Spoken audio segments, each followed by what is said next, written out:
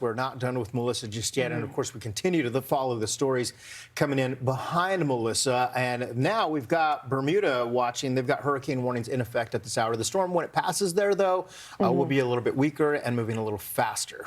Yeah, the National Hurricane Center, they have taken down all the watches and warnings across the Caribbean. We do still have a hurricane warning in place for Bermuda, as they will feel their impacts later today. So let's take a look at the latest on the advisory. This is the 5 a.m. advisory just in from the NHC.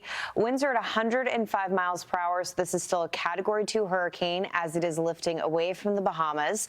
And the forward motion, that's the biggest difference that we've seen in the last 24 hours. It's pulling up at 21 miles per hour, so this is fastly on its track towards the North Atlantic. No surprise as we look at the steering mechanisms. This was part of the forecast. You take a look at the difference between the 5 a.m. advisory and the 2 a.m. advisory. Notice the pressure there has gone down about 2 millibars or so. There is some indication that we have seen a bit of strengthening with this. That was also part of the 11 p.m. discussion going into the now very slight. 5 a.m. Yeah, very slight at that. But as we see this progress to the north and northeast, picking up the speed, the forward movement is almost twice what it was doing yesterday, which is really good. By the time it gets to places like Bermuda or near Bermuda, we won't be dealing with more in the way of the intensifying storm. This is a brief period that it is going through right now.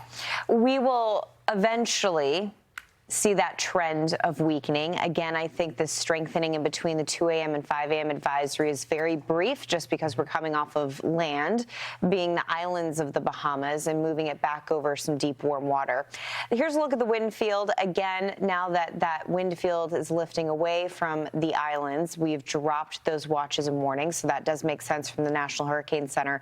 Those hurricane force winds, though, now extend 60 miles from the center. You'll remember up until now, they've been about 30 miles. So we've doubled the size of our hurricane force wind field.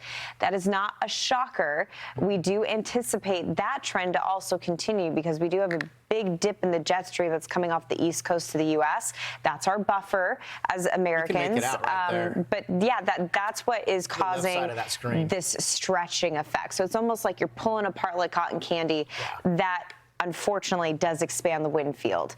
And that'll be a big deal for Bermuda. I mean, we'll see more impacts because of that. For sure. Some rainfall will be Let me go ahead and update this evening and into tomorrow for Bermuda. But again, since it is picking up speed, likely to be a short-lived event.